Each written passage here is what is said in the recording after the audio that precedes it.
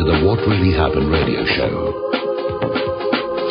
The history the government hopes you never learn. Here is your host, Michael Rivero. And aloha, America. Welcome to our show today. It's Friday, September 11th, 2015. Thank goodness it's Friday. Thank goodness it's Friday. Thank goodness it's Friday.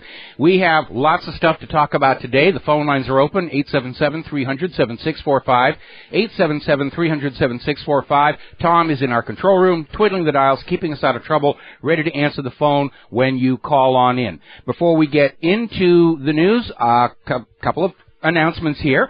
I am going to be George Nouri's guest on Coast to Coast AM radio this next Monday, September 14th, from 10 p.m. to midnight Pacific time. So if you're a fan of that show, tune on in. Actually, if you're not a fan of the show, tune on in, because if his audience numbers go up, they'll invite me back more and more often to be on that show. Quick little note, tomorrow is Leonard Peltier's birthday. And for those of you who are not aware of who Leonard Peltier is, we posted a link from WhatReallyHappened.com to a copy of the documentary film Incident at Oglala, which was about this conflict between the FBI and the Native Americans, and some FBI agents got killed, and Peltier got framed for it. The evidence was manufactured. It's a story we're all familiar with these days. Back then, most Americans didn't realize this is the way the government kind of operated these things. There's also a movie called Thunderheart, Val Kilmer. In fact, it's the Val Kilmer movie I like best.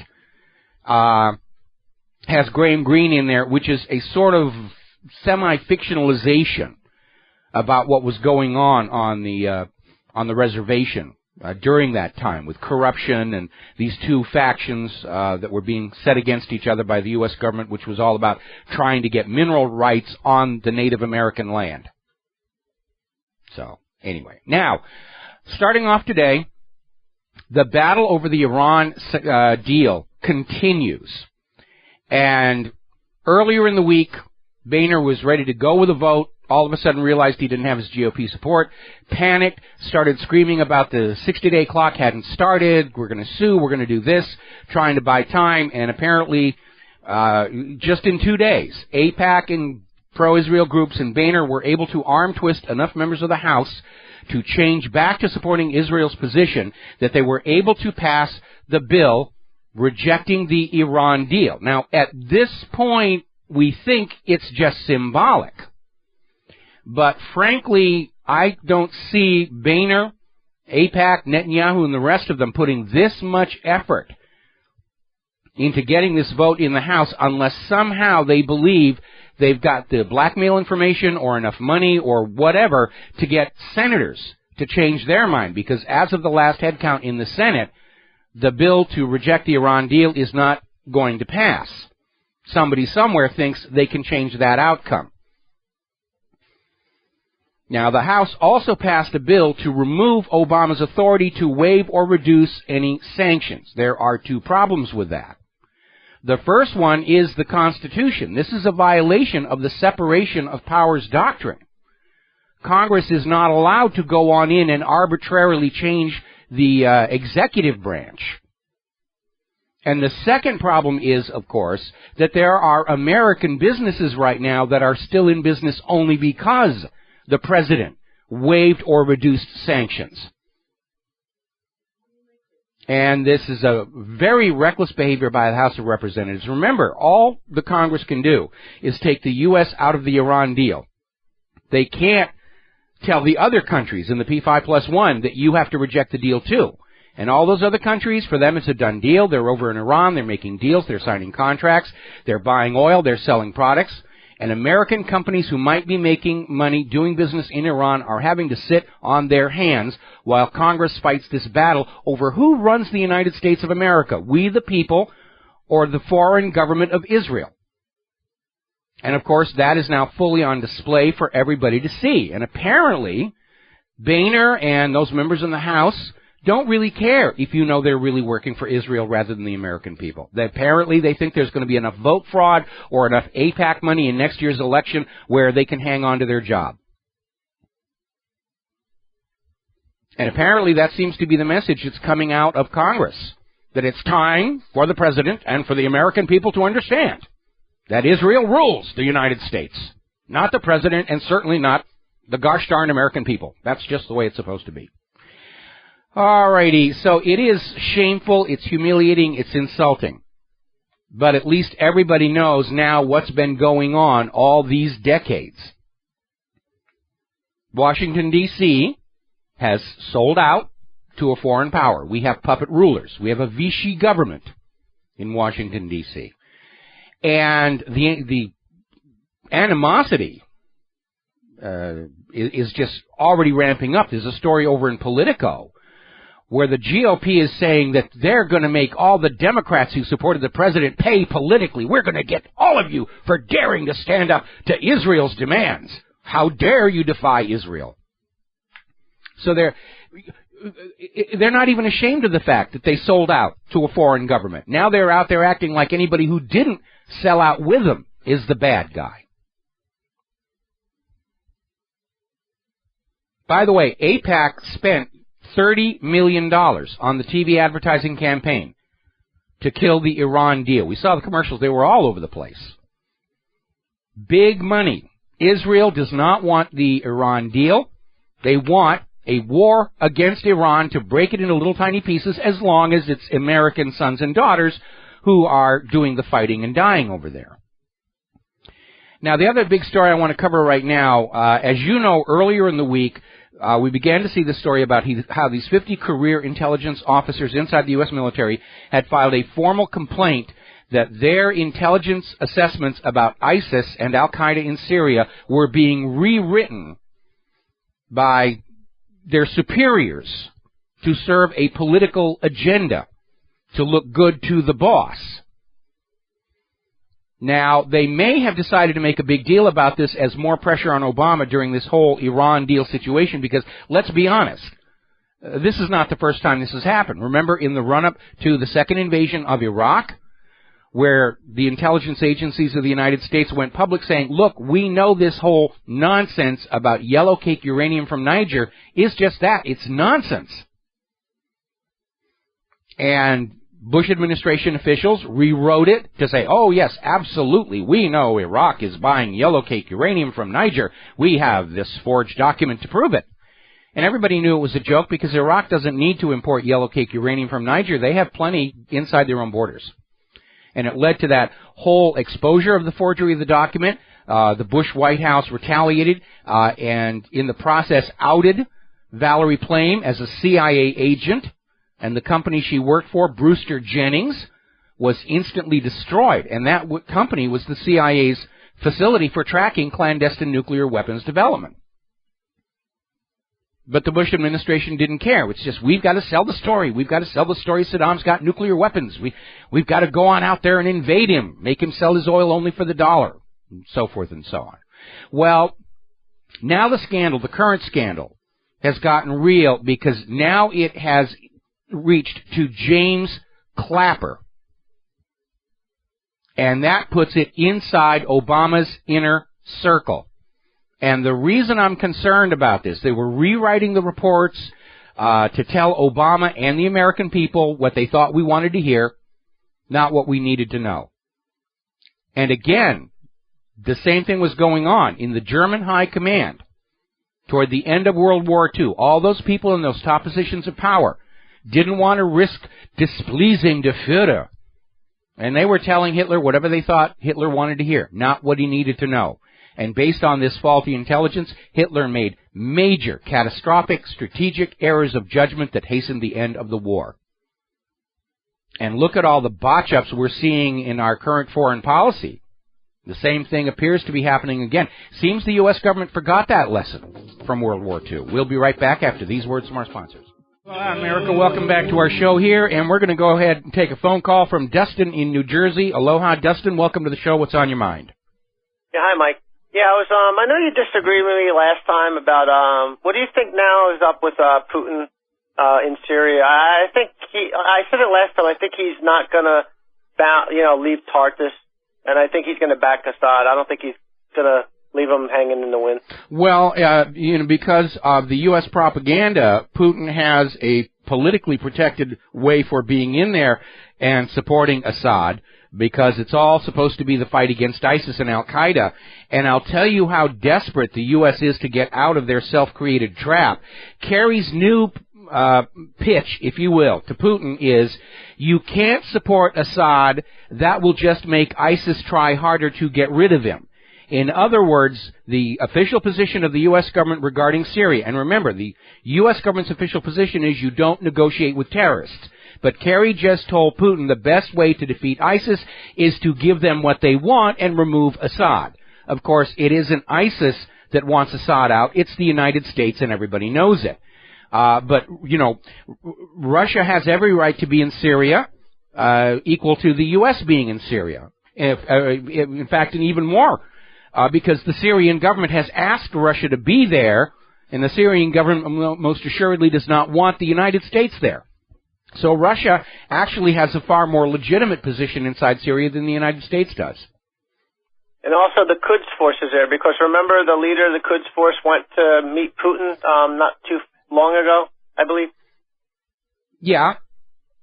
Kerry, I think Lavrov said that he doesn't, Kerry's like a liar. He said that, No, I never would have guessed. Of course Kerry's a liar. That's what the job is about. You know, whether you're president or secretary of state or whatever, your job is to lie so that the people behind the government, the money junkies, get what they want. Where they have failed miserably is that the lies are limited in context and duration. Hang on. Sorry, you have to forgive me. I'm dealing with a terrible head cold today. The problem is the lies are always limited context just to deal with an immediate agenda, and the propaganda does not have a continuous, consistent narrative thread to it.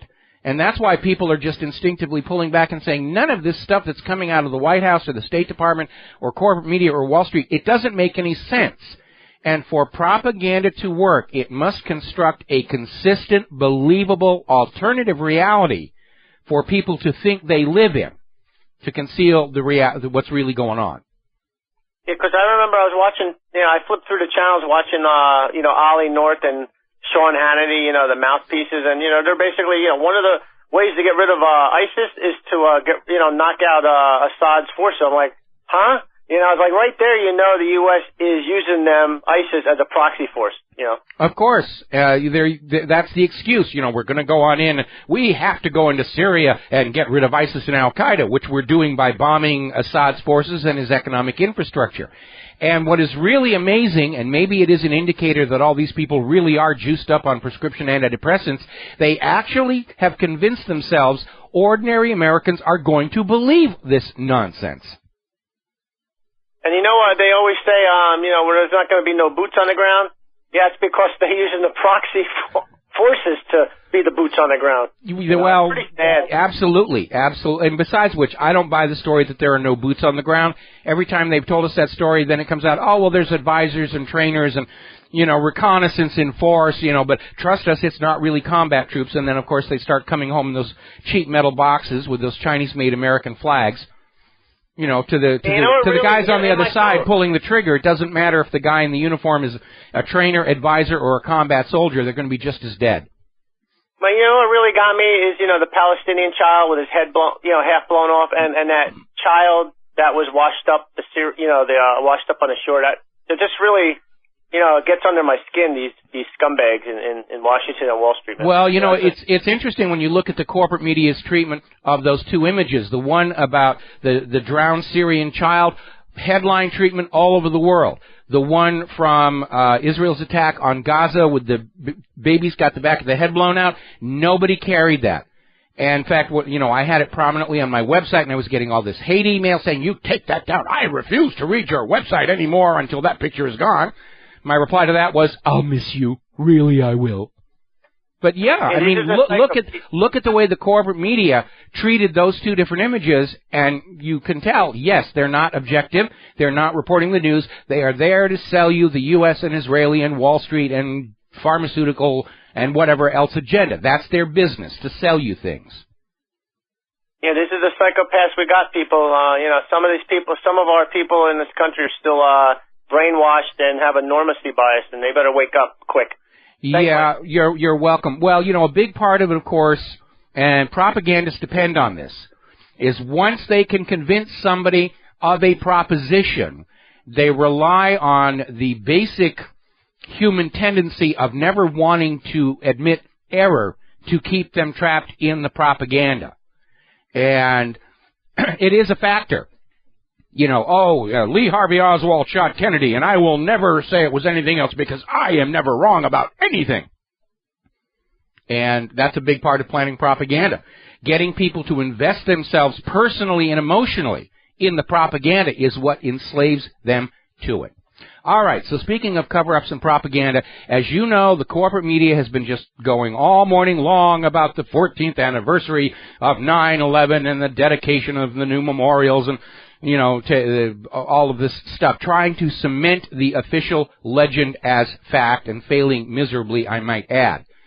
All over the independent media, reprise of all the old stories about 9/11, a whole new bunch of stories. There's a new feature-length documentary out about the false flag, and I'm going to hit some of the high points here. But before I do, I want to share with you a quote, which I made into a graphic that's currently at the top of the main page of WhatReallyHappened.com, because it is key to understanding what is going on.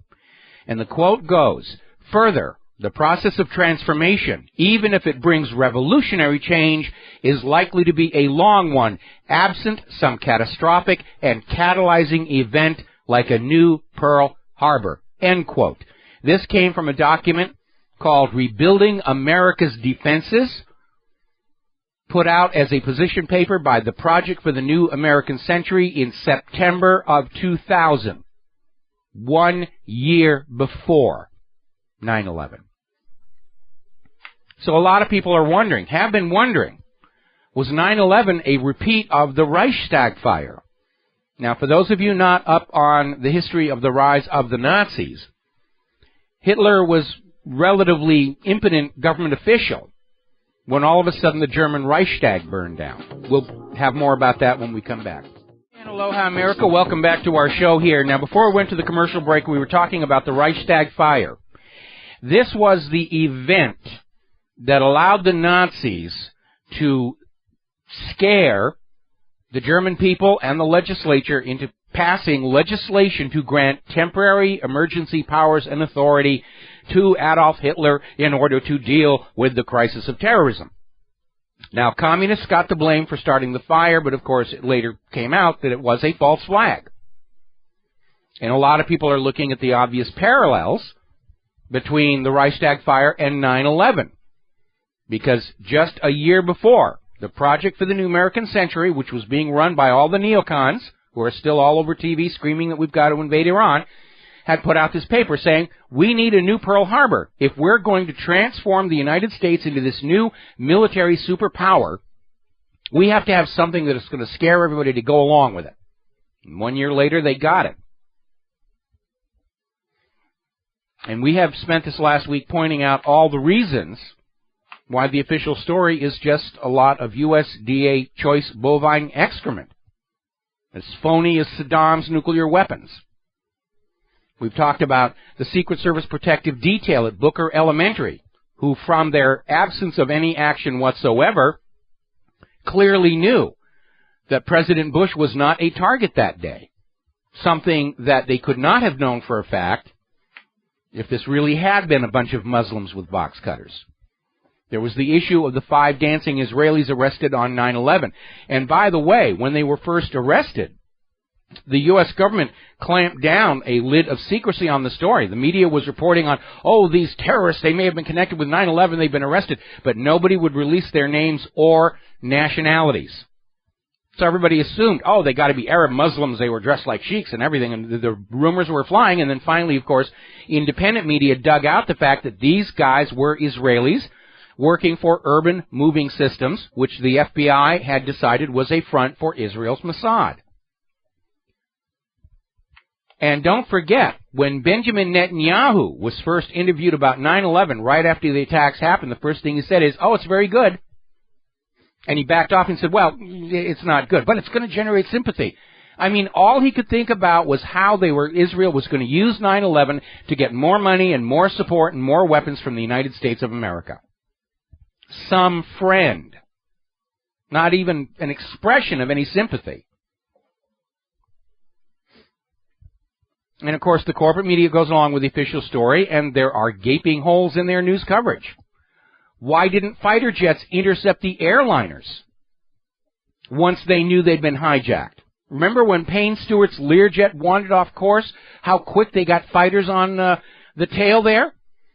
I mean, these airplanes used on 9/11 didn't just take off and crash into the buildings. They flew all the way out to Ohio, then turned around and came back to give the news media time to get everybody's attention about this impending crisis.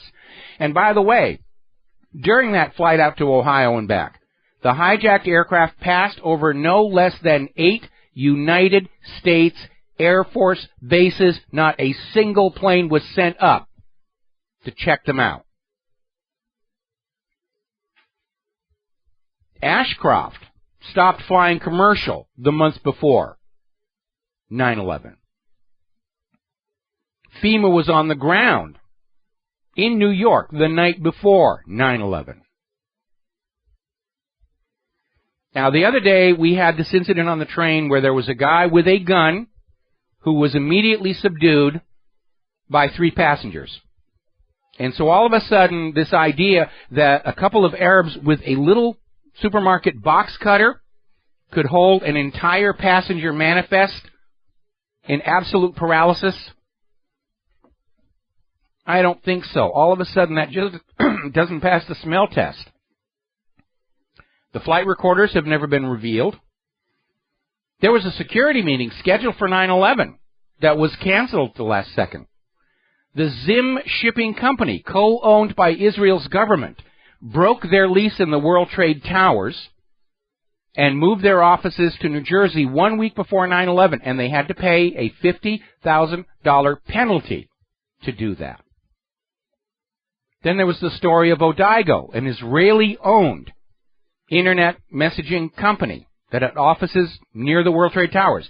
They received a warning that the attack was coming before the aircraft used in the attacks had even left the grounds.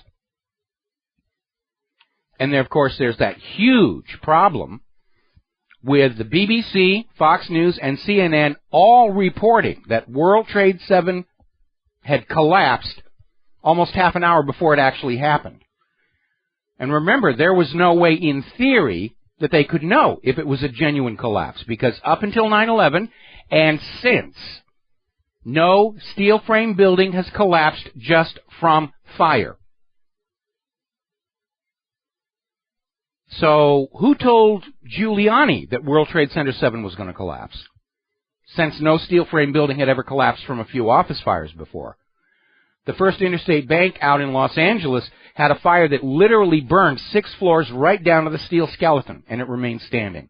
And remember, World Trade Center 7, the Salomon Brothers building, was built to house federal government offices, and that means it was built much more sturdy, much more fireproof, much more bomb-proof than normal building codes. It was absolutely the last building in New York that would have collapsed from a fire. Look out in China, Tianjin. They had a blast go off equivalent to 20 tons of TNT. All the buildings are still standing. And Building 7, an extra fireproof, extra bomb-proof building, collapsed from a couple of office fires, is what the official story is. By the way, little side note, not a lot of people know this one. All of the airports used by the 9/11 flights had security services provided by the same Israeli-owned company, ICTS. ICTS also handled security at the gate where the shoe bomber Richard Reed was just waved on through to get into the airplane. ICTS was also providing security at the airport gate in Amsterdam and just waved on Umar Farouk Abdulmalatab, the so-called crotch bomber, onto his flight. Gee, with a success record like that, how come they're still in business? I'm sorry, did somebody say something? Oh, I thought somebody was calling me. Now, as you know, there was this immediate announced list of the suspected hijackers, and that has been part of the official story since then. 8 of them were discovered to still be alive after 9/11. One of the named hijackers had died a year before. They were just grabbing names and putting them out there to say, see, Muslims, hey, terrorists. And by the way, none of the named terror suspects, hijack suspects, actually appeared on the passenger manifests from any of the airlines. I mean, the story is full of holes. And needless to say, as they're out there showing the memorial and trying to resell the official story here, former CIA and DIA operatives say, there's another 9/11 coming. Really, there's going to be another 9/11, and we're just going to keep on doing that until you quit complaining and go fight the people we tell you to fight. Because that's the purpose of a false flag attack, to get you to do something you otherwise would not do. And if they thought they could get away with it, if they thought they could get the American people to believe it, yeah, they'd do it again. Because governments always lie to their people to get them to go to war. Goes all the way back to Marcus Licinius Crassus, who used the threat of the Spartacus slave revolt to get the Romans to give him special extra authority, which basically signaled the end of Rome as a republic and the beginning of the age of the emperors. It's as old as civilization. Lie to the people to get their money, their obedience, and get them to fight wars. We'll be right back. Aloha, America. Welcome back to the show. Now, earlier in the week, I mentioned how overuse of a propaganda pejorative can wear it out. And that's certainly been true with anti-Semite. 10, 20 years ago, if somebody said, oh, you're an anti-Semite, oh, please, here, take my money, take my children, take my car, just don't call me an anti-Semite.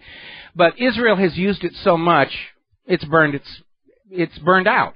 It's lost its shock value. And we had that former member of the Knesset who was on Amy Goodman's Democracy Now! Just admitting it's a trick. Whenever anybody asks something that Israel can't really explain, they'd scream, oh, you're being an anti-Semite. Israel's attack on the U.S.'s liberty, oh, you're an anti-Semite. Israel's attack on Gaza, oh, you're being an anti-Semite. Tricking Reagan into bombing Libya, oh, you're being an anti-Semite. That's basically what it is. And at this point, nobody cares anymore. Now, there's an interesting little story over an Investment Watch blog that says the same thing has happened to the phrase conspiracy theory. Now, for those who follow the history of government propaganda, conspiracy theory and conspiracy theorist were propaganda terms invented back when the Kennedy assassination had taken place and the Warren Report was very obviously full of holes. And so the propagandists and the media came up with this idea of saying, oh, it's a conspiracy theory, like somehow it's already less credible than anything else that's out there as an expert. Ah, it's a conspiracy. These are conspiracy theorists, these wacko, cuckoo, tinfoil hat, wingnut. Well, according to more recent studies, the phrase conspiracy theorist has lost the negative connotation with which it was created, primarily because so many points of view labeled and derided as conspiracy theory have turned out to be true, like Saddam not actually having nuclear weapons. The world actually getting colder and colder winters, for another example. All right, let's grab ourselves a couple of phone calls here. James in Tokyo, what's on your mind today? Yeah, hi, Michael. I want to wish you a happy belated birthday. Thank you. And I couldn't do it because I was outed by Ashley Madison. It must have been due to the time that I was working as a secret agent fighting chaos and Spectre, or being a What Really Happened. You couldn't pick up the shoe phone and give me a call? I'm sorry. Your phone can call my sandal. Next time. Okay. I will next time. And no, I wanted to say that about 9/11 just a little bit. I appreciate how you and other people, Ryan Dawson, they enlighten a lot of us about what really happened, I guess, on 9/11. But, expecting Netanyahu to show sympathy for that, why would somebody who's maybe a part of it would show any sympathy at all? But the one thing that really bugs me about you guys is I appreciate how you enlighten us, but you never really say, like, what should be done about it. Should it, it seems like Israel had a lot of responsibility. Mm-hmm. behind that event, and I just think that I never really see anybody at all just say, like, what should be done? Like, should you go to war with them, or should you, No, and we don't advocate violence. What we do advocate is educating the public, because the more the public comes to confront the fact that they have been lied to about so many things by the government and the corporate media, then they stop believing, they stop trusting, and we have, if there's one thing we can point to with success, we have taken away the government's power to lie with impunity and just assume that everybody will trust them and believe in them. A lot of people in government and media are still acting as if that is the situation, but it isn't. And once we take away the ability of the government and the corporate media to successfully lie to the people, they pretty much lose all their power to control us. Well, you achieved that goal with me, but I just think it should just go a step further, and, I think the people responsible should be held accountable. It would be nice. That's all I want to say. Well, I'm absolutely in agreement with you on that one. It would be nice to see. In the real world, it's not going to happen. I'll just be satisfied to see the entire corrupted structure collapse the way the former Soviet Union did. Then we can get on about our business, building a whole new American republic in which life for the next generation will be considerably better than it was for our own. So, James, thank you very much. We're going to let you go. And we're going to switch over here to, I hope I get this right, Analog Anarchist up in Maine. Aloha. You've called the show before. What's on your mind? Aloha, Mike. I've been away for a while because I don't get you on satellite. I had intended to call with the wonderful news that Yemen TV on Galaxy 19 was broadcasting their news headlines in English at 11 o'clock Eastern Daylight Time. Unfortunately, yesterday they got bombed. Well, yes. I'm off sure. The air now. What an amazing coincidence! They start broadcasting in English, and the bomb meant for ISIS and Al Qaeda just accidentally hits the TV studio. Golly gee shuckies, is our face red? Well, I saw them. They showed themselves launching the Scud missile. I thought it was a stock shot, and about 4 hours later, the news finally came out. Oh yeah, they shot a Scud missile at Saudi Arabia. Anyway, the story is being kind of covered up by Google. You have to ask the search the way Amy did the headline about building destroyed, and it's coming from DPA, Deutsche Press agent. It's a real long URL. If you could email that to me, I will put it up. Okay, I'll do that. All right. But give me a chance to get the computer fired up. Thank you. That's okay. Thank you. And we're going to switch over here to John in Barbados. Aloha, John. Welcome to the show. What is on your mind? Well, I have some information which may help the last caller. It's called, if you want to do something, it's called boycott, divestment, and sanctions. That is certainly true that you can do that. And of course, we can all choose not to vote the incumbents back in. But between massive election fraud and now Israel is gaining more traction with this, banning boycott. And it shows how far into dictatorship we've sunk, because a boycott is a nonviolent means of public protest. And now we're being told you can't protest Israel no matter what they do. They can shoot an American citizen dead in cold blood who's trying to bring food into Gaza, but that's okay. Israel's allowed to do that, and you're not allowed to complain. If that doesn't tell you you live in a dictatorship, nothing will. Well, I think if the American government can impose sanctions on people, the American people can, and so can the British people and anybody else. Well, it's interesting. There actually is a law in the United States that bans American companies from boycotting Israel, but the law does not apply to individuals. And besides which, you don't have to say it's a boycott. You can say, I don't want to buy this product. It's not very good. Last time I bought it, it didn't last. It failed. And just, but just keep an eye out and say, I'm not buying anything from the occupied territories or even from Israel itself. And it's just a little person. It's an underground boycott is what it is. And they can't stand up there and say, look, you have to buy this product from Israel. You say, no, the last time I bought one, it failed before it was supposed to. It's a lousy product. I'm not going to buy it. Keep it out of politics. There's lots of things you can do. I mean, if the banking system in America and Britain is atrocious. I mean, boycott it. Go to the credit unions. Don't put your money in these businesses that are obviously robbing you blind. Well, see, that's why they're pushing for the cashless society now. where your wealth is always in somebody's bank, somebody's computer somewhere. You're not allowed to have it as cash in your pocket. And there's a very troubling story about Americans who are crossing the international border. They're being queried whether they're carrying gold coins or not. Well, that is another method of storing your wealth, is gold coinage and silver coinage. Well, I think the ultimate plan is that we're not going to be allowed to have anything that allows us to store our own personal wealth outside the banks and the bank's computer systems. And well, I think we should redouble our efforts to do exactly that then, and destroy this method of coercion. Well, yeah, again, in the long run, even if they confiscate gold again like they did back in 1933, it's still not going to save the financial system. They've run out of tricks to do. There are no more employees to fire, no more sources of credit. I mean, we're entering the hyperinflationary phase. Anyway, John, I need to let you go. We got to take a break for our top of the hour news. And when we come on back, still a couple more things about 9/11 and a new major hoax that we need to look at. We'll be right back. And aloha, America. Welcome back to our show, hour number 2. The phone lines are open, 877-300-7645. Now, they had the conveniently timed terror plot to wag at us all. Apparently down in Florida, they've arrested a 20-year-old guy.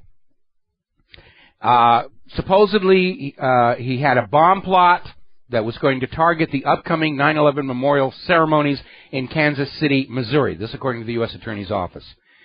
Now, at this point, I am willing to wager a plugged Turkish piastre that this is another in an endless series of setups by undercover FBI informants, where they'll find some loser who needs money or is just overdosed on his prescription antidepressants, and they'll say, wouldn't it be great if we could do this? And the patsy says yes, and the FBI swoops down and says, we have arrested a terrorist and he was going to do whatever. And then you find out, didn't have the materials, didn't have anything, just another staged sting for media purposes, propaganda. Now, over the years, we have talked about how many of the so-called Al-Qaeda terrorists that we are supposed to fear have turned out to be complete phonies. There was Adam Gaddan, the American Al-Qaeda. His real name is Adam Perlman, and he's the grandson of a member of the board of directors of the ADL. And then there was Yusuf al-Khattab, who ran the Revolution Muslim website that featured a picture of the Statue of Liberty with an axe in the back. Turned out his name was Joseph Cohen. Well, we got a new one. Apparently, despite the previous embarrassments, their attitude is, well, let's just keep on going.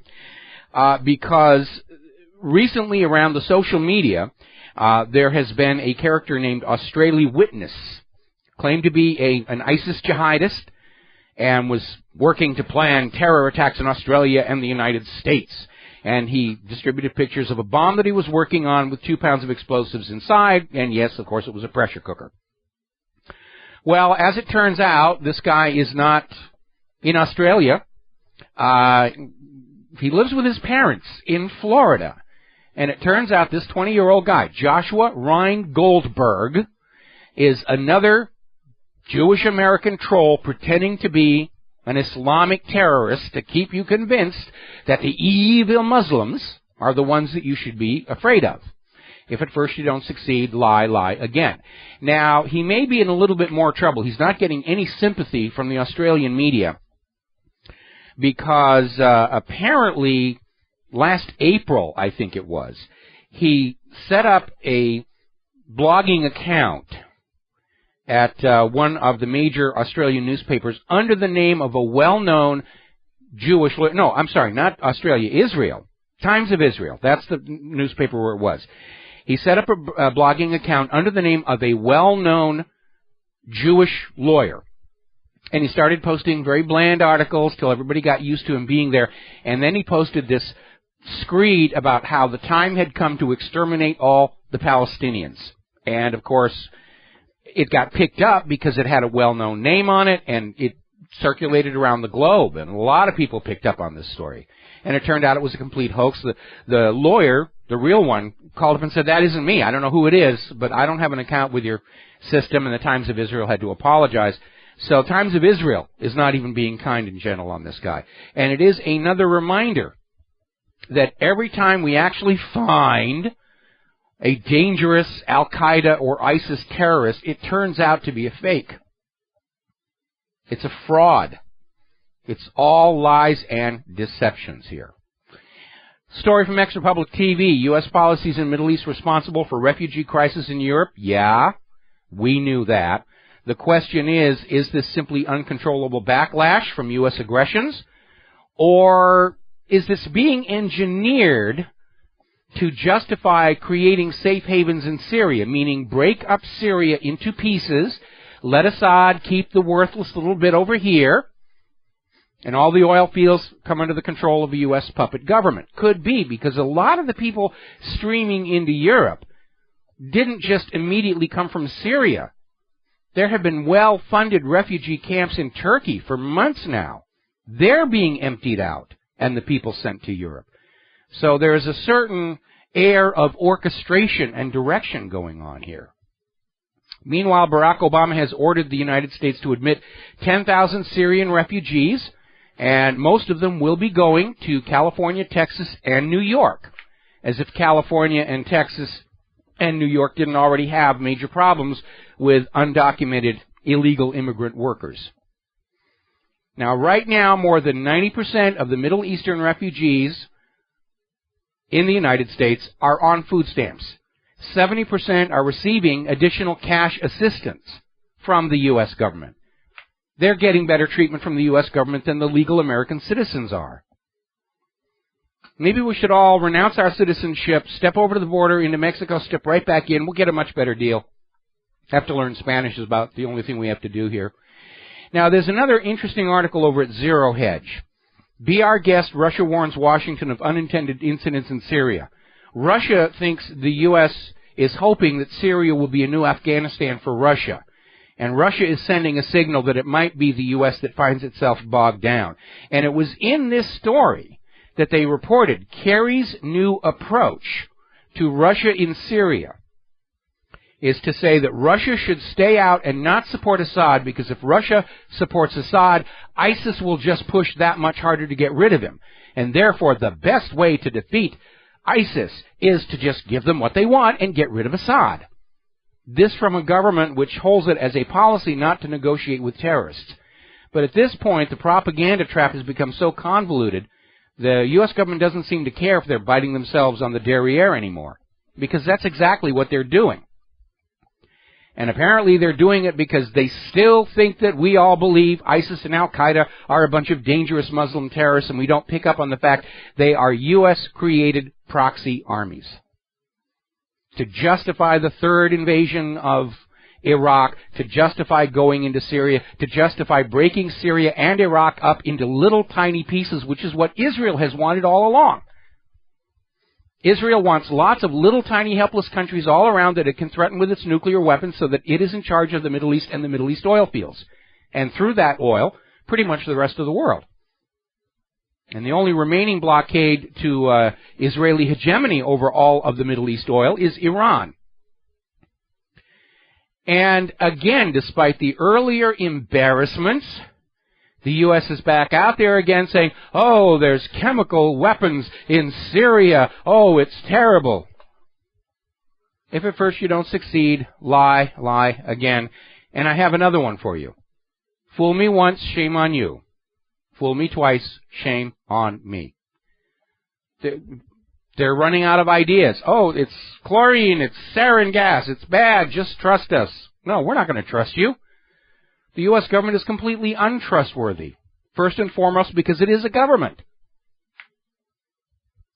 Okay, we seem to have a caller on the line that is unidentified, so I'm just going to say hello, and who is this, and what's on your mind? Oh, they hung up. All right, so much for that one. Now, Prime Minister Benjamin Netanyahu, who is still visiting in London, is out there saying that it is the ISIS militants causing the Middle East to disintegrate. Of course, Israel's constant attacking and bombing of its neighbors, like Gaza, the West Bank, Syria, Lebanon, and Egypt, it's got nothing whatsoever to do with the turmoil. And everybody who says otherwise is just a filthy Jew-hating anti-Semite who wants Hitler to come back and gas the Jewish babies in the ovens. Now, at the same time, Netanyahu has come out saying there must be a pact to preserve Jewish Israel. And he's back to saying that the first thing that has to happen for new peace talks is Palestine has to recognize Israel as a state for the Jewish people. My response to that when we come back. America, welcome back to our show here. I'm looking at Fox News, and they've got the Navy SEAL who killed bin Laden at Abbottabad, which is another part of the hoax, because the real Osama bin Laden died of natural causes, December of 2001. And every bin Laden after that was a manufactured fake, which is why they kept getting younger and younger and healthier and healthier. So finishing up on the story that we teased into before the commercial break, Netanyahu is out there saying there must be a pact to preserve Jewish Israel. Netanyahu the other day was talking about restarting peace talks with the Palestinians, and as usual, his first demand is, you must recognize Israel as the nation state of the Jewish people. Now, the problem with that is that Israel has never officially drawn its borders. And once Palestine or anybody else says, I recognize you as the Jewish state, Israel will say, well, the border of that state that you acknowledge goes way out past where you're living now, so get out. That's one problem. The other problem comes down to a double standard and hypocrisy. I am certain that Palestine will recognize the Jewish state exactly 1 second after Israel recognizes the Palestinian state. If Israel would only give to others what it demands for itself, a recognition of a right to exist, all this violence and bloodshed and billions of our taxpayer dollars could have been spared. But as long as Israel maintains this bigoted attitude of we have a right to exist but you do not, there will be more war and violence in the Middle East. Let's grab ourselves a quick phone call here. Jeff in Minnesota. Aloha, welcome to the show. What's on your mind? Well, it's a good old Windows update. Last week it updated and it added Skype, which just starts by itself and you can't kill it without doing Control-Alt-Delete and get it in that way. And then the other night it did another major update and it was like just flashing, like hundreds of thousands of files or whatever. And now it says Windows 7 build 7601. This copy of Windows is not genuine. And I get this, they want me to reactivate it, and I don't have an installed disk. I bought this the way it is about 4 years ago, and it's generally worked good. But, you know, it's... I'm hearing this from all over. I'm hearing this from people who voluntarily installed Windows, that it's just, you know, a pain in the neck. I'm hearing all over from people who are saying that they've discovered the upgrade for Windows 10 is already parked on their hard drive without their permission. I mean, the arrogance on display from Microsoft, which of course Microsoft isn't doing this without encouragement from the government. They are desperate to get everybody on this spy-ridden, government-controlled, backdoored operating system because the government is absolutely terrified of the American people right now, not believing what they're being told to believe, which is the vast majority. And, you know, interestingly enough, you know, I've got automatic backups turned off on all my machines, and still, you know, when I shut it off, it says, oh, we've got to install an update. Even on my XP machine, which technically is out of support. It's no longer a supported operating system, and yet it's getting updates now. Hey, listen, on your XP computer, go out and look for an old program called AOL Press from AOL from years ago. Yes. It has the most wonderful feature that'll clean up all your HTML code and make it look all pretty and curvy. And I can't find anything like that on any other web editor, and it only works on XP. AOL Press. All right, I'll look for it. I mean, I'm pretty happy with what Dreamweaver does. Well, yeah, that's probably fancy, expensive stuff. Well, yeah, it is actually. It was. And you know what? You could have another podcast teaching older adults the introduction to computer programming. You make millions. Millions. You know what's interesting? When I was a kid, way back then, and you bought a computer, it came with a compiler or an interpreter. That was just part of the computing experience. Today, when you buy a computer, man, most of them won't even let you inside. You know, and if you're going to want to write programs, you have to be a developer, you have to sign all kinds of contracts, you have to, the compiler is an expensive add-on, and boy, looking at the Microsoft Developer Kit, I mean, it's not made for an individual just writing code for science projects and stuff. It's literally set up for somebody who's a cubicle in a large corporation developing commercial applications. And computers are really being removed from the reach of individual citizens, which is why I love my little Commodore VIC-20. Well, it's like, you know, you used to go out to farms and guys would be working on their tractors. Now it's all proprietary. They have to have the John Deere guy come out and do it. Yeah. You know, you can't mess with anything, even your toaster. You're not allowed to even modify your own car. It's a violation of the Digital Millennium Copyright Act. So I go out to work about 2 a.m. and I take like 3x5 and 4x6 cards and I write your website and a couple others. And when I drive by a place and someone's out having a break or smoke, or they're on their device, I say, hey, you're probably looking for some good alternative news sites. Check these out. And, well, no one's not taking it yet, so well, thank you very much for that boost of our audience. I'm going to change subject on you real quick. What's the weather like up there? It's cooled down. Good sleeping weather. Good. Kind of overcast, little rain. Yeah, we're under a lot of rain here today. No thunder and lightning yet, so I expect we'll complete our show. But what's going on with the forest fires? Are those kind of quieted down? Yeah, they got put out by snow. Global warming. Yeah, they're still out there pushing it. Oh, global warming is causing all the snow and ice. Global warming is the reason for the Syrian refugee crisis. Global warming, the poor, they're not going to give up until they get your money. They're just, I think the propaganda strategy, they've given up trying to actually convince you, and the new strategy is they're just going to wear you down. This is the official story of 9/11. This is global warming. This is what, until finally you throw your hands up in exasperation and say, okay, just shut the heck up. Oh, yeah, okay, you're right. Fine, take my money. And nobody really believes it, but, you know, everybody's just going to go say, yes, absolutely believe everything that you say just to shut them the heck up. So I'm thinking maybe it's time to go out and get like a MacBook and give up on Windows for a while. Well, Macintosh has got its own compromises. The way the Apple operating system is set up, it's not as transparent to the end users as Windows. It never was. Windows is a lot less transparent to the end user than it used to be.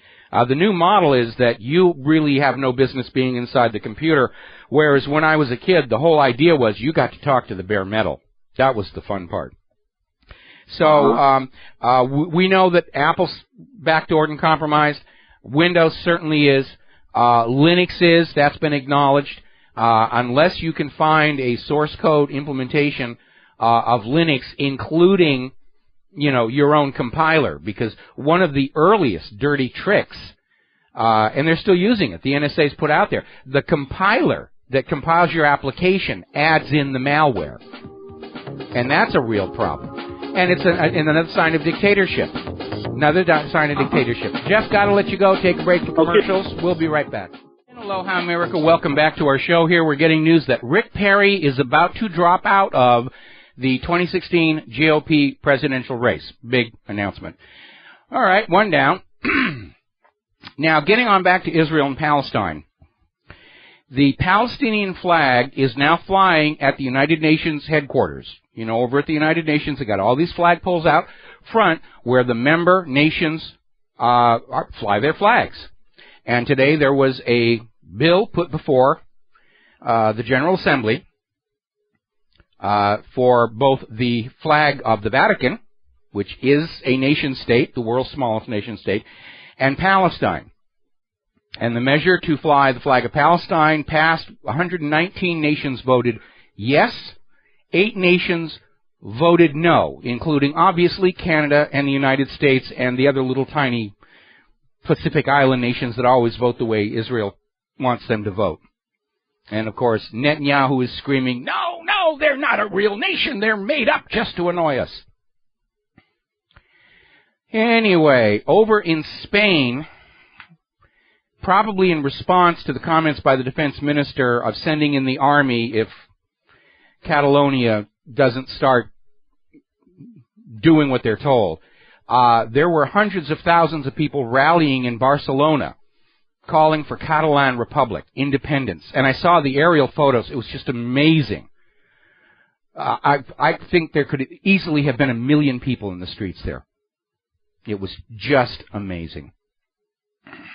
Now, getting on to the economy, over at the Hong Kong COMEX, they just saw their biggest daily gold withdrawal, 19 tons, little over 19 tons in a single day. Everybody is starting to grab physical, and there isn't enough to go around. Earlier in this week, we were hearing strange stories of sudden gold transfers from J.P. Morgan to COMEX to cover the paper contracts that are coming due. I don't think they're going to be able to keep up this little gold shell game much longer. And by the way, that reminds me, America's Book of Secrets is being rerun now on the History Channel, including the Gold Conspiracy, where we talked about all of this stuff. Now, as I mentioned to that earlier caller, there's a story over in the International Man talking about a growing trend for Americans crossing in and out of the United States at the border of being queried whether or not they're carrying gold coins. And it seems to be now part of the automatic process. Are you a terrorist? Are you carrying a bomb? Do you have anthrax in your pocket? And by the way, how many gold coins do you have? And it signals a possible move to stop physical metal from leaving the country at the borders. And they may be doing that in advance of declaring gold confiscation, because the instant they announce that, anybody who's got physical silver and gold, you know, who thinks the government may know it's there, because if you're buying and selling in large volume, there is a record that's kept. They're going to say, I don't want to give my gold to the government. I want to take it up to my aunt's house in Canada. Nope, you're not allowed to take it out of the country, not anymore. That gold belongs to the government. You belong to the government. Now, earlier in the week, Brazil was reduced to junk status by Standard & Poor's, and the media is out there saying, oh, this signals the end and the collapse of BRICS. No, it doesn't. This signals that BRICS is under attack by the Western private central bankers. The only way they can stay in business is to drive the competing systems out of business or bomb them into rubble. We're not in a world that is making progress and advancing into the future. We're in a world where the existing corrupt system is simply destroying anybody who's a competition and then saying, see, we're the best on the planet, you have to come to us. Over in Alabama, they're going to cover their budget shortfall, some $200 million, by putting a tax on pornography. And it's a huge one, 40% on the gross receipts from the sale, rental, or admission charges of pornographic material. Magazines, videos, T-shirts, neckties, who knows. And you know what this is going to do. I mean, there's all kinds of free stuff out there. It'll destroy the industry. It will not raise the revenue because people don't have the money. The sudden jump in price to pay the tax will say, well, maybe it's time I quit doing porn and went back to reading National Geographic. So let's talk about Hillary Clinton. The situation is getting serious for her. There's a story coming out of Washington Times talking about Hillary's continuing slide in the polls, and the fact that they can't make the email scandal go away is starting to cause serious doubt among Hillary Clinton's backers in Congress. We know from a couple of weeks ago, some of her financial donors are already saying, if Biden were to step in, they're ready to switch over. They're looking for an alternative. Now, Hillary was on Ellen DeGeneres' show, apparently trying to sell the new, rebranded, rebuilt Hillary, who's more authentic and humorous and gentle, which we know is not authentic because they announced ahead of time, this is what we're going to do. And I used to have a lot of respect for Ellen DeGeneres, and it vanished because Ellen DeGeneres was out there trying to support her good friend, Hillary Clinton, by saying that the only reason anybody was making a stink over the email server was because Hillary's a woman. That's nonsense. But that's where Hillary's defense is now. They can't deal with the reality of what Hillary did. They're looking for word games to get out of it. And there's another story over in the Daily Caller talking about Hillary's apology and how the 4 sentences that she put out there all include falsehoods. And I'll give you one example. She's still insisting her use of a private email account was allowed under State Department rules. And here's where words are important. Okay? Yes, the State Department allows you to have a private email account. She had a private server on which all of her government business was done.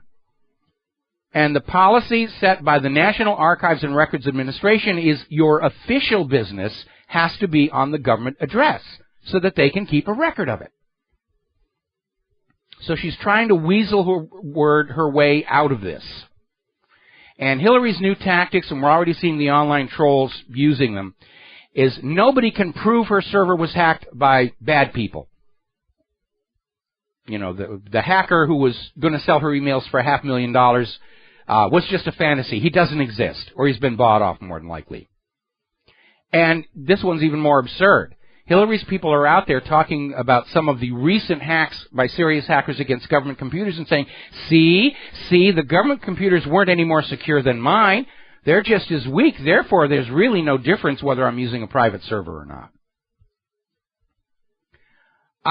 We need, all of us, need to make a big stink over this question. Does the combination of a weak, privately owned server with no encryption and at least one wide-open subdomain on which are parked many of America's top secrets, coupled with a charitable foundation that doesn't do much charity, that is legally allowed to accept foreign donations, many of whom are obscured as to the original sources. Does this add up to a repeat of the 1996 Chinagate scandal, where President Bill Clinton was authorizing the transfer of sensitive U.S. technology to China at the same time Chinese money was being laundered and funneled into his re-election campaign? This is a question somebody needs to be asking. And I think it's very important we get an answer. More about Hillary Clinton when we come back from these words from our sponsors. Aloha, America. Welcome back to our show here. And we had a caller on the line who just dropped. I wonder if we're having problems with our phone system. All right. Well, anyway, getting on back to Hillary Clinton, she is taking a very strident tone towards her opponents, if you will. And we're still sort of dealing with the aftermath of this very bizarre statement that she made regarding critics of Planned Parenthood and equated opposition to what Planned Parenthood is doing with terror groups. And her direct quote was, now, extreme views about women, we expect that from some of the terrorist groups. We expect that from people who don't want to live in the modern world, but it's a little hard to take coming from Republicans who want to be president of the United States. So in Hillary's view, if you have a problem with live premature babies being chopped up and sold for profit, you are a terrorist. And taking that a step further, basically we're seeing somebody who views anybody who doesn't agree with her as a terrorist. And terrorist is now a code word in the U.S. government, meaning you don't get the Bill of Rights, you don't get trial, you don't get anything. Once you're declared a terrorist, we can do whatever we want to you, and you can't do anything else about it. Now, Jeb Bush came out with a really bizarre comment when he was on a recent interview, and they were putting him on the spot about gun rights, which traditionally the Republicans are in favor of. And Jeb Bush made this bizarre comment about the Second Amendment should be up to the individual states. And at that point, what little credibility he may have had evaporated, because no amendment is up to the states. Jeb Bush just advertised his complete lack of understanding regarding the Constitution and the Bill of Rights and how amendments are changed and added and altered, as well as sending a clear message that he is not concerned with protecting the constitutional rights of the American people. And I hope they will keep that in mind. Okay, let's see. We're going to grab ourselves a phone call here. Gus in Missouri. Aloha. Welcome to the show. What's on your mind? Mike, are you on any other radio station other than this one, the internet, or? Yeah, well, there's an internet. Shortwave? I don't think I'm on shortwave at the moment here. I'm on some AM and FM stations across the country. In fact, we just picked up 2 new affiliates this month. But I don't actually have a completed list here right now. We're not on shortwave, but we definitely have the internet streams, and we have the BAM user video adjunct as well. It's easy to find me if you want to look. And by the way, for those who missed it in the first hour, I'm going to be a guest on Coast to Coast next Monday, September 14th, from 10 p.m. to midnight Pacific time. Are they going to censor the internet pretty soon? They're already trying to figure out a way to do it. In fact, they've been trying to figure out a way to shut it down, going all the way back to the Exxon Amendment. But every time they do, somebody comes up and says, there's that thing about the First Amendment, and they have to back off. And so what the U.S. government is looking for is some kind of catalyzing and transformative event, to paraphrase from the Project for the New American Century, where they can say, well, we've got to suspend the Constitution and the Bill of Rights. It's for the good of the people to deal with the terrorists. And one of the reasons I think they may be considering a virtual 911 is to have a justification for shutting down the internet for everybody except corporate media and large corporations, that are now dependent on the internet for their business. But independent media, personal blogs, all of this stuff's going to get shut down because that's where the terrorists hang out, Have you got that old picture of Bill and Hillary in their hippie garb? Yeah, I have it around here somewhere. I think I may have even put it in the Epic of Clinton's Mess. I'm not sure, but if I haven't, I'll add it in. Bill's got his old, even a woolly afro, doesn't he, or something big? Well, it's not really an afro. It's just very large hair for that time in history, and by the way, I looked pretty much the same. I had fur all over the place. I'd like to see that spread around the country, though, I'll tell you. It's almost not really relevant. I mean, back then we all looked like that. That was the fashion trend. Okay? Not this boy. Not this boy. Okay. All right. Okay. All right. Thank you. All right. Thanks a lot. We're going to let you go here. All righty. Oh, the rain is coming down out there, which I guess is okay, except for that neighbor who's been building that really large boat because his animals keep getting into my azaleas. Now, as you know, the Pope is coming to visit Philadelphia, and the security measures are extreme. The entire city is in a militarized lockdown. And normally I would say that's not good. But remember, we know that there are certain parties that are trying to figure a way to ignite a war between the Christians and the Muslims. And having some convenient Muslim patsy shoot the Pope or get framed for shooting the Pope would be a real good way to do it. And I wish Pope Francis would at least take some basic precautions because, as you know, he abandoned the Pope-mobile, the bulletproof Pope-mobile. And I understand why he wants to connect with his people. It was the same reason it was possible to talk John Kennedy out of having the bulletproof bubble top on his limo in Dallas. Big mistake. But they need to do something dramatic because they're not getting traction from anybody for any more war. It's been 12 years now. We're sick of it. We're tired of it. We know that these wars are not moral. They are not just. They are not necessary. They're all about making money for the defense contractors and plunging us all into permanent debt to those private central bankers. Now, earlier in the week, there was an article that came out from Pew Research decrying the state of science, education, and awareness in the American people. And they had this little tiny quiz where they were coming out saying 20% of American college graduates couldn't distinguish between astronomy and astrology, which I found rather hard to accept. Somebody actually sent me the link to the questionnaire itself. It's 12 questions, and I aced it, and then they showed me the demographics, and apparently only 6% of the American people got all 12 questions correct. And that to me is very stunning, because those questions are not calculus or rocket science. They're grade school level basic science awareness. And for Americans as a whole to score so poorly does indicate that the agenda to dumb us all down so that we can't think clearly, critically, and analytically about what we're being told by the media is well and truly underway. Because if you don't understand science, even the basics, then you'll just sit there and say, oh yeah, global warming means ice cold, snowy weather. Sure, yes, I believe that, absolutely. Can we get the football scores next? We are being turned into a nation of morons, but with high self-esteem. All by design. And I forgot to go back and look at the poll, but I put up a poll for those who took the test and how well you did. Let me see if I can find that real quick so I have some more current numbers. But the last time I looked, most of the What Really Happened readers were doing far, far better than the average American. All right, well, here it is. Here's the numbers. Okay. Actually, 86% scored somewhere between 10 out of 12 to 12 out of 12, which shows the What Really Happened reader is smarter and sharper than the average American consumer of corporate media. And I am delighted to see that absolutely being true.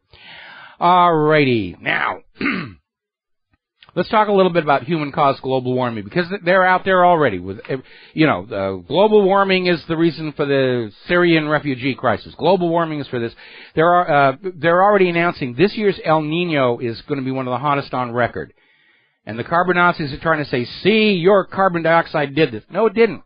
Look at the thermograph of the heat plume of El Nino going across the Pacific. It is clear it is coming from a point source. Can you say undersea volcanoes? Because they are down there. We showed the map the other day. And when those volcanoes are in a highly eruptive state, guess what? The water overhead gets warm. But I guess if you went to Common Core schools, you would have absolutely no idea about heat transfer and other basic grade school science concepts like that.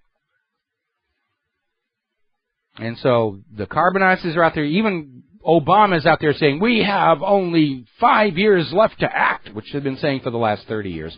All right, we're going to take a break for our top of the hour news, and we'll be right back. And aloha, America. Welcome back. And if I sound out of breath, we just had a huge downpour start, and I'm running around putting things away and shutting windows because it's just blowing in on the wind here. No lightning yet, so we're probably good to go for this hour number 3. Phone lines are open, 877-300-7645, 877-300-7645. Whew, man. That was a little bit of a workout. Now, we're talking about climate change, and there are a lot of odd things about this whole global warming agenda. And I'll give you a good example. The storm overhead is the remains of Hurricane Yamina, which first it was heading toward Hawaii, then it wasn't. Then it was, then it wasn't. Then it shifted north, then it was going to shift back, then it wasn't. And yesterday, the remains of the storm took a hard left nobody expected, was heading down here, then began to fall apart, and then suddenly out of nowhere, a storm pops up just south of the island and plows into us. And I want to illustrate a point here. The current technology of weather forecasting really can't tell what's going to happen more than a few days in advance. And even then, they can't get it right. And still want us to believe that they can tell us what the temperature is going to be 100 years from now. It's one of the many problems with this whole global warming agenda. And as I mentioned earlier, we're already seeing early snow, early signs of winter all across the United States. The Old Farmer's Almanac is predicting a heavy, harsh winter. And the carbon Nazi propagandists are out there saying, don't you understand? Global warming causes snow and ice, which is what they were saying back in 2000 when they were telling us global warming means there'll be no more snow and ice ever. And apparently, they think the modern educational system has succeeded in creating a population of Americans who are totally clueless about science. So they have no choice but to believe as they are told to believe. Now, we've been talking about this very courageous article from the New York Times, which blew the lid off the fact that all of these independent researchers and academics that have been at the forefront of attacking people who are asking questions about GMO, turned out they're getting money from Monsanto. And a lot of focus has come on to University of Florida scientist Kevin Folta. Well, apparently the exposure of the fact that he was getting money from Monsanto has caused him some personal career embarrassment, like his credibility, his reputation, and he's thrown a tantrum. He's out there on Twitter, says the health ranger has committed cyber violence against him and his reputation, attacked the food babe, accused her of terrorism. No, that's not what they did. They told the truth. Health ranger and food babe told the truth. But in our current society, telling the truth is an act of terror if it upsets somebody with money and power. Now, if you are a person who likes to eat healthy food, and we all are, you've probably seen the ads for the Kashi cereal line from Kellogg's. And it is marketed and advertised as being healthy and natural, and they're out there in the fields. And well, the GMO Project got some and sent it to their independent laboratory and found out Kellogg's Kashi cereal is full of GMOs and has more glyphosate in it than the Kids Fruit Loop brand of cereal. It's just all a hoax. The corporations want to sell you what they want to sell you, not what you want to buy. And if what you want to buy is safe, healthy, natural food, it's declared a mental illness, orthorexia nervosa. All right, we're going to grab ourselves a phone call here. Edward in Texas, aloha. Welcome to the show. What's on your mind? Hello, Mike. It's Ed from Boston. From Boston. I don't know how we got TX up there, but go for it. Okay. I saw a film yesterday, No Escape. Have you seen that one with Owen Wilson? No, I have not. There's a scene in there with Pierce Brosnan who puts the whole banker scheme in a quick nutshell. And it's a quick little speech he made, and it just took me by surprise. But go see the movie. It's really good, suspenseful, and quite, I don't know, eye-opening, actually. What is the storyline, just really brief? Owen Wilson is in Thailand and is a political... I have seen the trailers for it. Yes, I've seen the trailers for it. Yeah, and it was left me shaken, actually. I haven't seen a movie this suspenseful in quite a long time.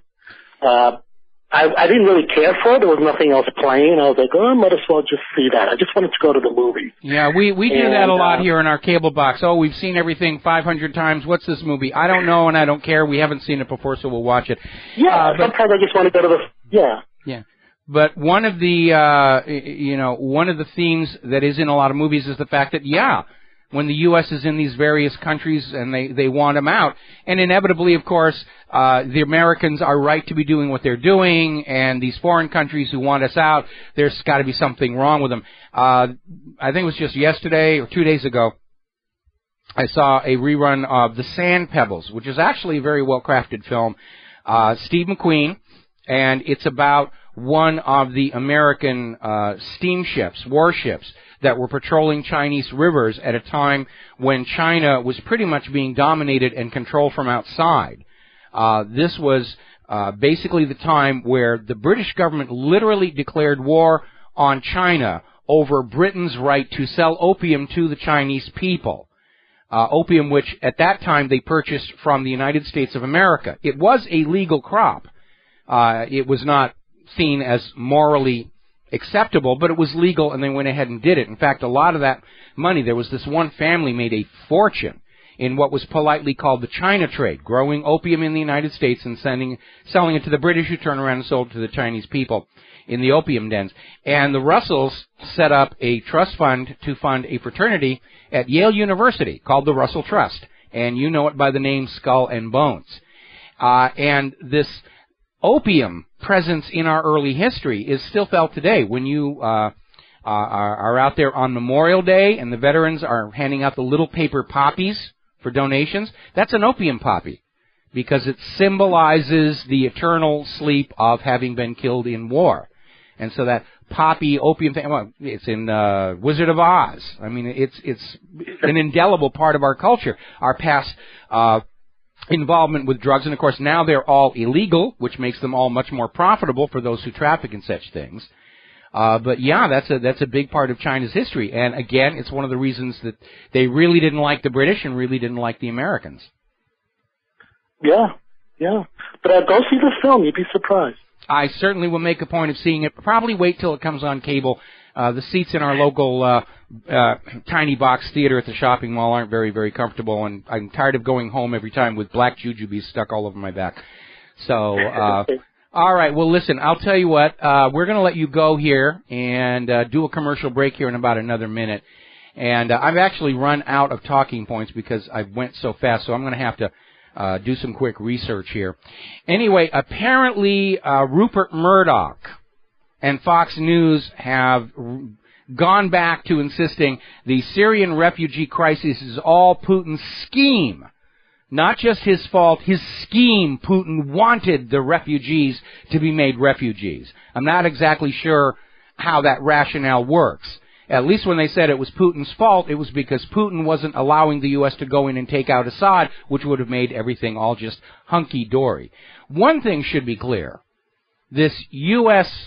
Pattern of invading countries and claiming it's for a good purpose, nobody falls for that anymore. Got to take a break for commercials. We'll be right back. Aloha, America. Welcome back to the show here. And, boy, the rain is coming down outside. It is just amazing. We're going to go ahead and grab a phone call here. Apostle in New Jersey. Aloha. Welcome to the show. What's on your mind? Aloha, Mike. I just have two things to mention here, your opinion on. But being that Hillary's running, could you imagine the bribery that's going to go on with that slush fund that she has and that Hillary... Oh, yeah. No question about it. I mean, nobody's even really sure how much she's got in there.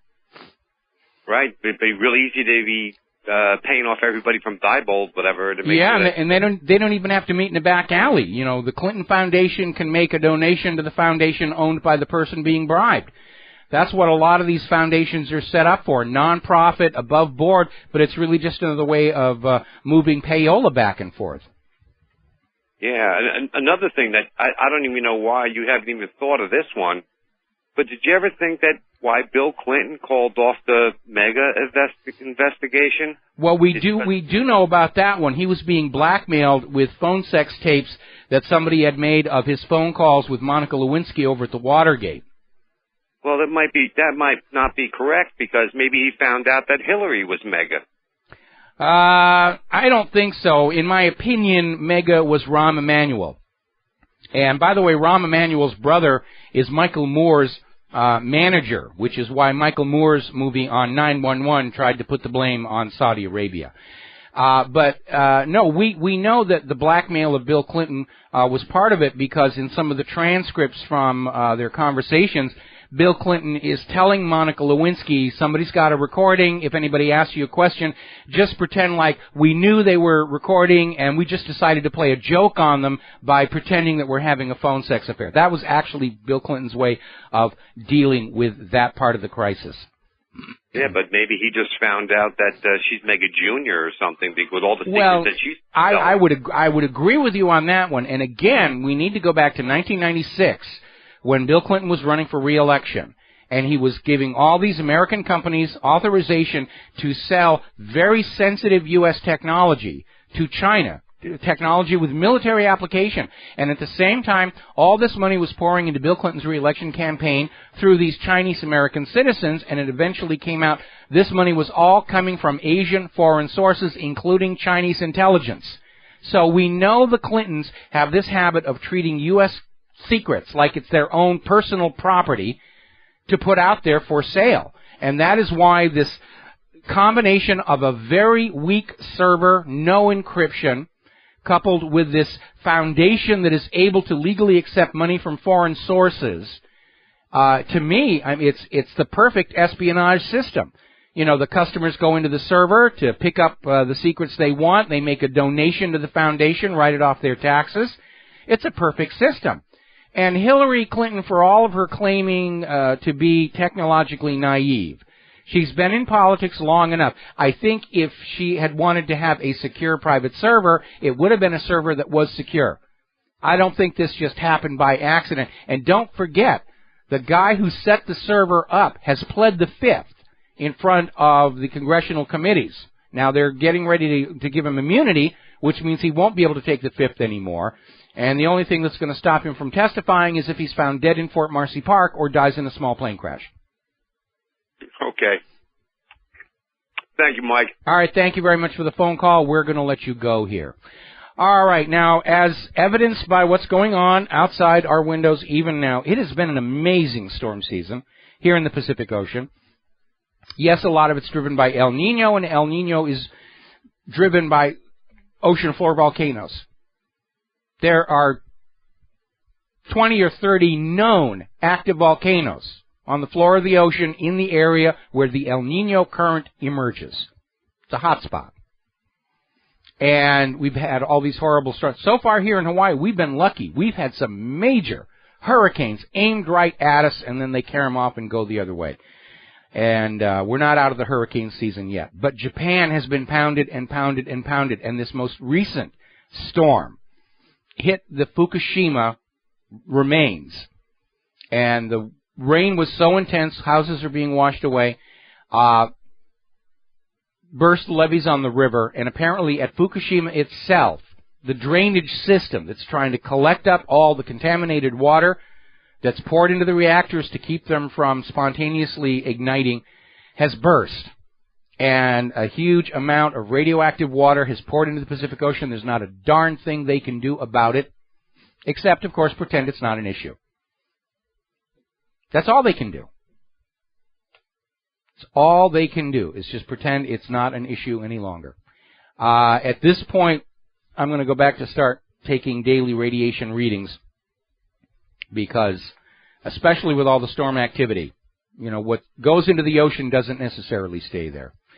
Now, there's an interesting article that came out over at Patriot Rising, The Judgment of History, and it's talking about the United States Empire in the context of obvious parallels with the Roman Empire, which we have also done here on this show from time to time. And they talk about how the U.S. Empire has overextended its military reach, trying to take control of more and more of the world. And just like the Roman legions were overextended, especially after they lost 3 of them up there in Germany, the outlying provinces are starting to get restive and break away. And the government is trying to keep the people under control with bread and circuses, food stamps and cable TV. And eventually Rome came down when the citizens stopped believing in the rightness of their nation and its place in the world. And that is exactly what's going on with the United States. Now, in response to that earlier caller who said, what should we do? Obviously, if you've been a long-time listener to this show, you know that we do not advocate violence or violent acts against the government for 2 reasons. It's not going to solve any problems, and 2, it's what the federal government wants right now. They would love to have some kind of rioting taking place in 4 or 5 cities across the country because then they can declare a national emergency. But most importantly, it is clear to this observer that the U.S. government is on the exact same path that led to the collapse of the former Soviet Union. Too much debt, too much military spending, lost the trust of its people. And I honestly think if we just sit back and stay calm and don't get suckered into any dramatic moves the government wants us to make, that it's all just going to come apart. And our task is to be ready to decide for ourselves what the new American Republic will be. And not just sit there and let some carpetbagger come on in and say, we got a whole new system for you. Just sign your name here. We'll take care of everything else. Brand new private central bank, brand new tax system, brand new rules on your life and everything. We'll just take care of you. No, we'll take care of ourselves. I think that's the time that we need to say. When the new American Republic comes, we'll take care of ourselves. Thank you very much. because dependency on a government is slavery. We'll be right back. Aloha, America. Welcome back to our show here, and over on Fox News, they're laying it on with a trowel, 9/11, and how we marched to victory in Afghanistan and then Iraq and anybody else we felt like invading because of 9/11. And yeah, there is absolutely no question that the United States is going to prevail over these little tiny third world nations with a tiny pittance of a military budget. Not sure it's going to apply to going up against an actual peer, especially after 12 years of using up stockpiles and wearing out equipment. And there's something you need to understand about military equipment. It doesn't last. It doesn't last at all. It's in a very hostile environment. Dust is getting in there. It's being shot at. And I want to take a moment to go back to this story about how the actual reports coming out of intelligence agencies are being rewritten by politicians to make things look better for his Obamaness and for the American people. Because now we're finding out that, yes, these rewritten reports were the basis of all the announcements to the American people about how well we're doing against ISIS, even though ISIS is now in control of all the Syrian oil fields. Now, for those of us who understand that ISIS and Al-Qaeda are U.S.-manufactured proxies to justify military action in countries that haven't actually done anything to us, it's not a surprise that we're being told that we are prevailing against ISIS while we're pretty much leaving them alone. But for that portion of the American public that doesn't understand the duplicitous reality of ISIS and Al-Qaeda, this revelation that the reports on which the news is based are being rewritten is telling them we're being lied to about what's going on in Syria. We may not be winning against ISIS and Al-Qaeda. We may be losing. We could be headed into a new Vietnam. Certainly, looking at the map of the gains by ISIS and Al-Qaeda, that would certainly be a reasonable conclusion for people to come to.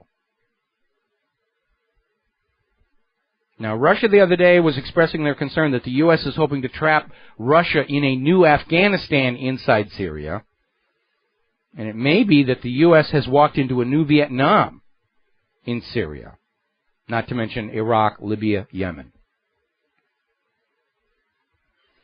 Now, up in Ukraine, Kiev is getting ready to raise the possibility of revoking Russia's veto right at the UN Security Council.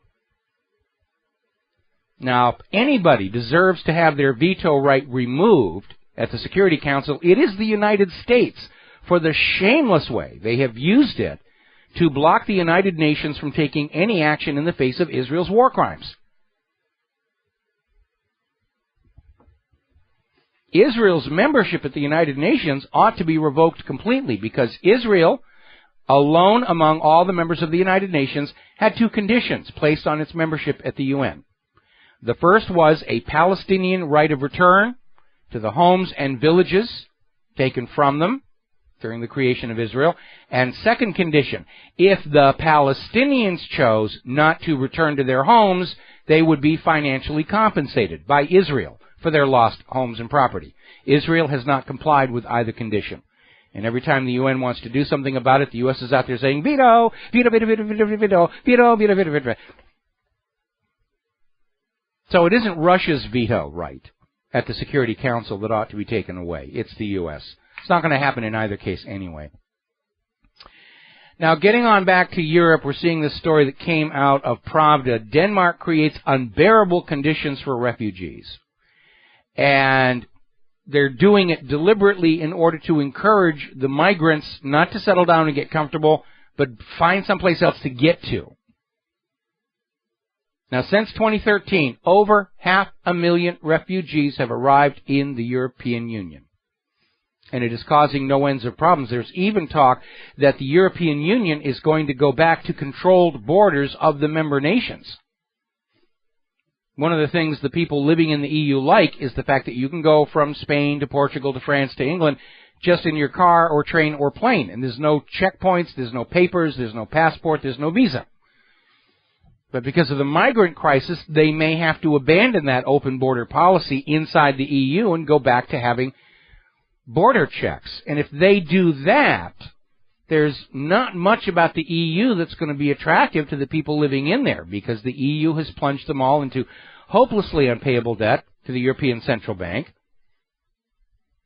It's destroyed their own nation's sovereignty and, to an extent, its identity. And now they don't have the advantage of being able to go from one place in Europe to another.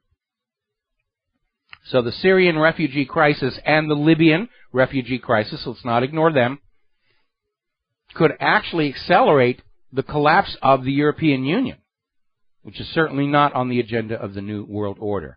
Now, apparently, there is a problem, growing problem, with illegal Chinese citizens in the country.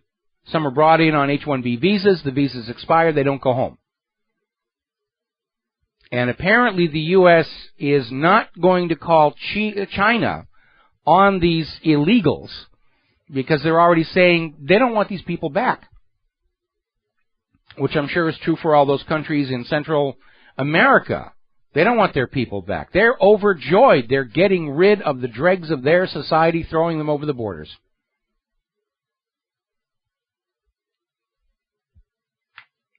And I still think a big part of the agenda of what's going on is an attempt to destroy our sense of a national identity, a national culture, by just loading us up with Mexicans and Nicaraguans and Costa Ricans and Syrians and Libyans, and just try and blur it all together so we forget who we are as a nation, to make it easier to sell us on the idea of having a global government running our lives and a global central bank to which we will live in debt slavery for the rest of our days. There's been another tragic incident where a mentally ill woman who's in a U.S. jail has been tasered to death. And that is another issue that the media won't talk about. The manufacturer of tasers says these are non-lethal. No, they aren't. They can and do kill people. If that 30,000-volt jolt hits your heart at just the right cycle in the beat cycle, your heart goes in fibrillation. But as long as you're being told it's non-lethal, then it doesn't have to be treated as a police shooting. Now, over in Washington, D.C., the mayor has come up with a new policy regarding body cam footage by the police. If you want a copy of the body cam footage of a police officer who assaulted you, you can have it as long as you sign an agreement not to file a complaint, which is kind of what the whole point of the body cam was supposed to be about, to stop the assaults. But in Washington, D.C., yeah, you can have the evidence the cop beat the crap out of you, as long as you agree you're not going to file a complaint that the cop beat the crap out of you. That's the thinking of politicians here. Over in Pikesville, Maryland, big stink. 13-year-old boy kissed a 14-year-old girl on a dare. He's being charged with assault. When I was that age, we were playing spin the bottle. What has this country become? What are we doing to our kids? An assault charge for an innocent little peck on the cheek? It's out of control. It's really out of control. We'll be back with our last segment. And aloha, America. Welcome back to our show here. And I'm looking around the corporate media, and it's almost become a ritual. Every anniversary of 9/11, we will remind you what the official story is. And you will believe us. Pay no attention to those people at the independent media who point out the obvious flaws and contradictions and outright lies. You will believe the official story. If you are a loyal American, you will never question. Well, that's not what America's supposed to be about. And I think the propagandists doth protest way too much. And I think they do because polls are showing the majority of Americans don't trust this official story. I'm looking at all these new articles and videos that came out this anniversary. Huge number. Long-form videos. Hour and a half, 2-hour videos about what happened on 9/11. When you have nothing but lies in front of you, you're going to believe a lie. When you have a bunch of lies in front of you and the truth is there, you're going to go for the truth. Because it's obvious what's true and what's lie when you have something to make comparisons with. The only way lies and deception survive is to banish truth entirely, so you can't make that comparison.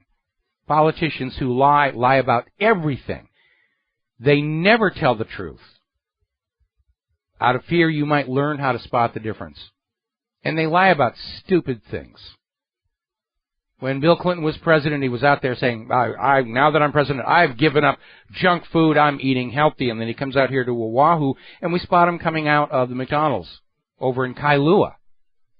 Somebody got a picture, it was in the local paper. And it's a white lie, or it's a catch-up lie, I really don't care. But it just underscores the fact, because lying is essential to the political system. And in the United States of America, politicians will lie about everything.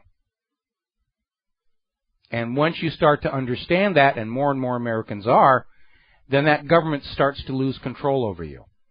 Because government, like banking, operates as a religion. It is dependent on the faith and belief and trust and adoration of the laity, meaning you, the taxpayer.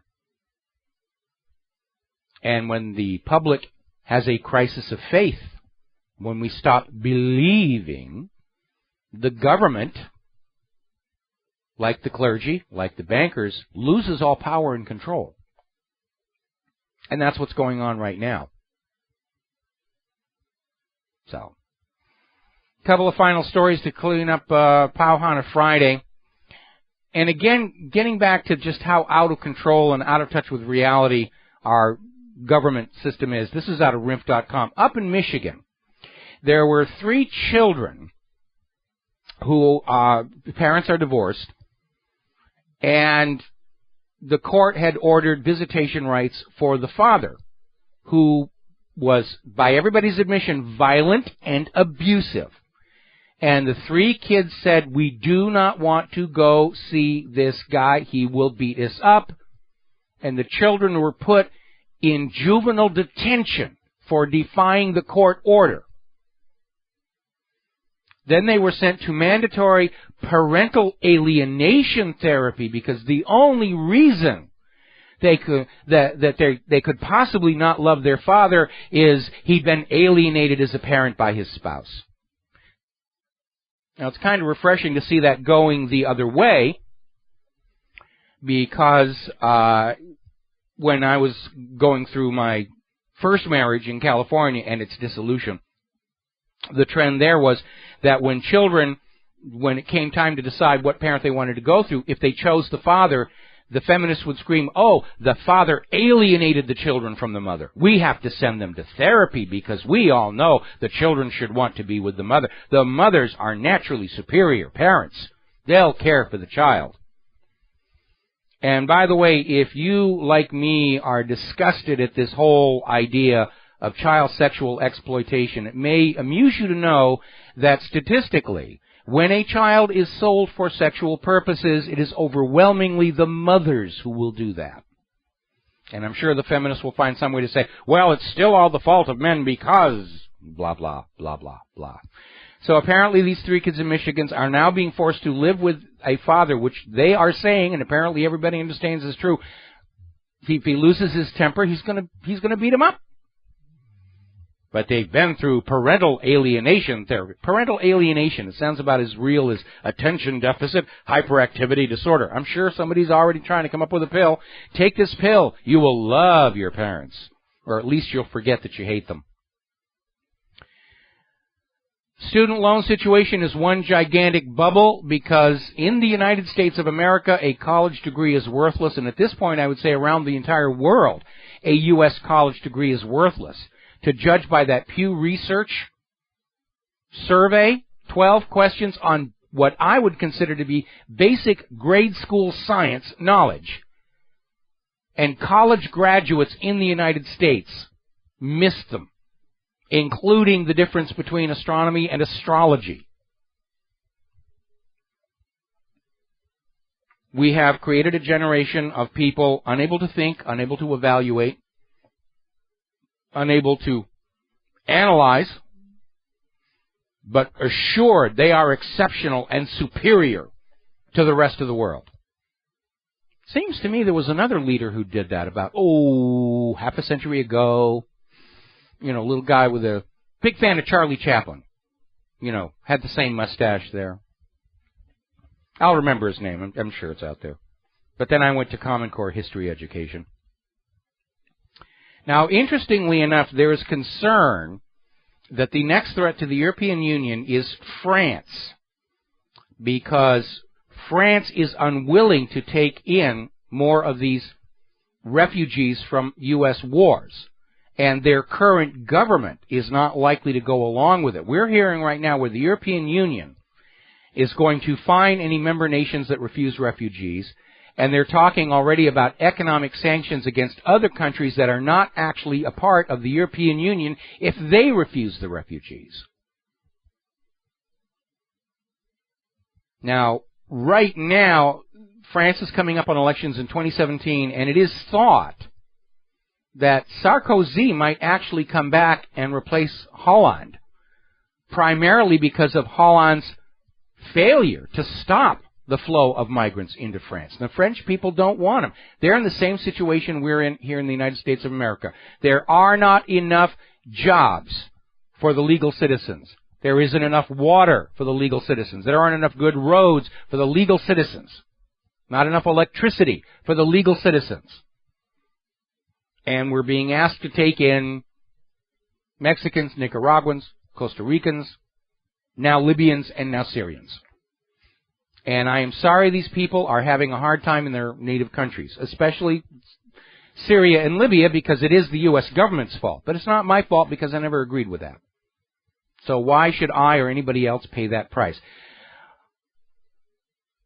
These people from all these countries really need to think that the proper course of action is to go back to their countries and just kick out the U.S. puppet ruler. Iran succeeded in doing that. More and more countries are trying to do that. The fact of the matter is, in the 21st century, there's no frontier left on Earth. There's a lot of frontier thinking behind the idea of a refugee.